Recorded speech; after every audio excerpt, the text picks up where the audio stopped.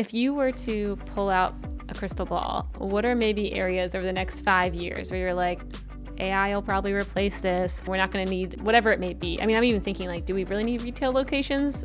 Or like, how long will it be until we get it where it's like, oh yeah, they send me this, I'm good to go. It's such a good experience online.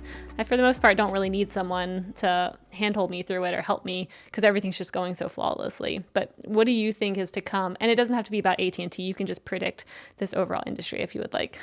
I think with AI and technology advances, personalization and the immense amount of facts that people have about me, or at least facts that people have about people that behave similarly to the way that I do, streamlines purchase experiences in really meaningful ways if you can get that model right. And so getting more and more data that completes those models and makes purchasing something where I don't have to go through dozens of iterations of what we can offer customers, using AT&T Mobility as an example, but really looking at the three that are probably most valuable to me, and then making predictions based on who I am that shortcut that purchase experience is something that I think we're going to continue to see refined over and over and over again. And there's ways to do that mitigate security concerns folks have about data sharing and so forth, where that really is model driven, but can be incredibly accurate in targeting customers. An interesting thing that we think about a lot is, why are customers going into physical locations today, or why are customers calling physical locations today for purchases? And some of it's product and offer complexity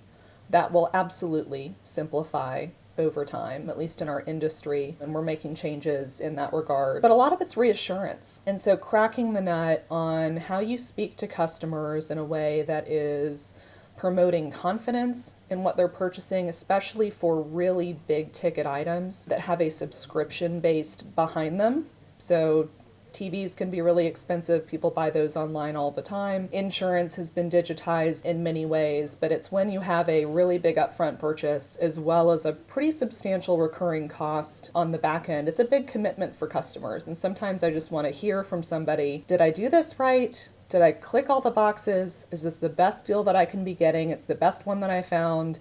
And the answer a lot of the time is, yeah, you did great. Or here's this one thing that we think you should consider that maybe you didn't see otherwise. And the more we can figure out how to have digitized experiences that meet customers in that space of hesitation or lack of confidence is something that is fascinating to me. It used to be right at the beginning of the journey, I choose to call or I choose to go in the store, I'm not even going to go online. And pieces of that journey are slowly becoming more and more digitized as we build confidence. But at least I find physical locations, where do I go to shop, where I could have gone digitally. Physical goods certainly have something to do with that, but a lot of it is the confidence that I'm making the purchase decision right in that first moment. So I don't want to waste my time and go back and have to redo things, even if it's of no cost to me. Cracking that confidence code is something that we've got our eye on. Hey, thanks for watching. This segment was made possible by our friends at Salesforce Commerce Cloud. If you're looking for the #1 platform for all your commerce needs, go check out salesforce.com/commerce. And don't forget to subscribe below and tap that little bell icon so you can stay on top of all the amazing new segments and full episodes that we'll be putting out over the coming year with some of the best and most influential commerce leaders out there.